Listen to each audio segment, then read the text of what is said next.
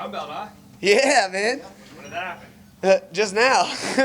Not in the cage? Oh, yeah, in the cage. Yeah. Talk about that experience, man. It was amazing, dude. It was 9.5 years to get this, you know? When you're not consistent with the gi, you don't get them as quick, you know? Because I put all my time into MMA.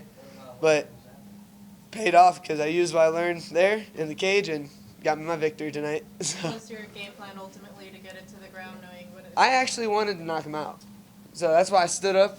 But he hit me a few times and I was like, all right, you know, he hits pretty hard, so I'm going to take him down.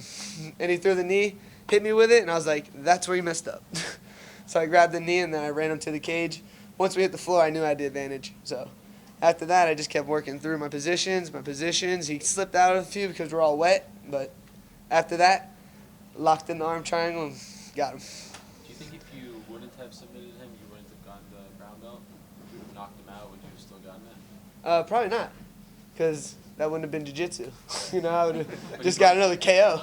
Your coach knew that you were going to submit it because he brought it. Yeah, because well, I got a 2-week notice, you know. I was a last-minute call. I didn't even get a whole camp for this. So, like, I wasn't in the right shape. You know, I trained year-round, but I didn't have the right nutrition. You know, your muscles, they work better when you're constantly eating good, but it was close to the holidays, so I was just gorging every day. And then they're like, oh, hey, you want to fight in 207? And I was like, heck yeah, you know. How much did you weigh when you got the call? I was in shape. You know, I don't really go over 193, so, like, I stay between 87 and 93 around there. And so the weight cut was actually easy because it's so cold here. My metabolism was just burning, trying to stay warm. What was your reaction when you were told that you were going to fight in your UFC debut on this particular card? I was actually sparring in boxing class, and I fell down. I was like, what? Started laughing. I was like, oh, legs weak, fell, you know. Got really excited. Then I went home, slept, came back the next day, and hit the gym harder. So I was excited. You couldn't get probably that much preparation in because it was such a short notice fight. So, I mean, what was this week like for you, just trying to go from getting that call to the fight? It was amazing, honestly. It was mostly resting, let my body heal because I have my own business. So I've been just working my butt off, you know, trying to make money, go get jobs, make money. And by doing that, I was just drained and tired. I actually had to rest more than train, you know, so my body can recoup so I can perform the way I did tonight. What's your own business? I do pressure cleaning, so I don't have to worry about that no more, though.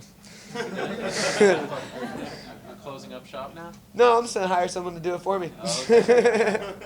With the short notice, were you worried about conditioning, and was it the goal to get him out of there quickly as possible? My goal is to just find their flaws before they find mine every time. In and out, you know. You don't get paid by the minute in this job, you know. Maybe you do eventually, but I don't. So I get in, I find their flaws, I take it out as fast as I can, try to keep my face looking as pretty as it did when it goes in, So even though I'm ugly. How quickly do you want to get back in the cage after a win like this? Call me. Just call me. I'm ready whenever. I'll take short notice, day of. If you need someone at weigh-ins, I'll be there on weight. Doesn't matter. I'm ready for whenever. Do you study the sport a lot? And the reason I'm asking is because not that long ago, Brandon Thatch was a big-time prospect in the sport and looked very good. And now he's lost 4 in a row. And I'm wondering if you have a theory as to why he has been unsuccessful. Well, you know, you can't really take a college exam without studying, right? So every time you fight's an exam. You have to study. You have to watch film. The people that say they don't watch film, they're sadly wrong, because if you don't watch film on someone, how are you going to know where they're weak, where to capitalize, when you see them do something wrong, when to take it out, you know? Yeah. You have to study. You have to watch film. So what's your take on why he's struggling so much as a He needs a ground game. Okay. You know, when we were in there, honestly, he's a great fighter. I can't take nothing from him. He hit me hard, you know? But I can take a punch. You know, I played middle linebacker, and I wasn't a big guy. You know, I took a lot of hits. You know, you have to find your flaws and fix them before someone like me and my coaching staff sees it. Because I'll try to stand with you. You know, you hit me a few times, you throw something wrong, I'm catching it. Boom, I'm putting you in the dirt. If you don't know how to wrestle in the dirt, you're going to eat it.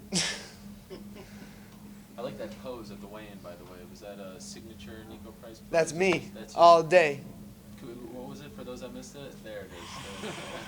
That was a good one. Right there, and then I put the, because What's I'm that? coming for you to put you down. Okay.